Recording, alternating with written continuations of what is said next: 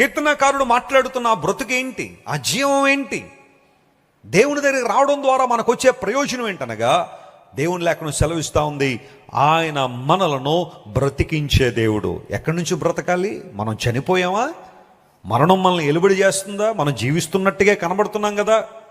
Yes, నీ శరీరం అయితే బ్రతుకుంది, కానీ పాపం ద్వారా నీలో ఉన్న ఆత్మ అయితే చనిపోయింది. అదే విషయాన్ని పౌలు భక్తుడు ఎఫెసీ సంఘానికి రాస్తూ 2వ అధ్యాయంలో ఈ విధంగా సెలవిస్తున్నాడు. మొదటి వచనాన్ని ఎఫెసియన్స్ చాప్టర్ 2 and verse 1 మనం చదివితే పౌలు భక్తుడు పరిశుద్ధాత్మ ప్రేరేపణతో ఈ మాట రాస్తున్నాడు. మీ అపరాధముల చేతను పాపముల చేతను మీరు చచ్చిన వారై ఉండగా, మీరేమైపోయారంట? చచ్చిన వారై ఉండగా ఆయన మిమ్మును క్రీస్తుతో కూడా బ్రతికించాడు. ఆయన మిమ్మును క్రీస్తుతో కూడా ఏం చేశాడు?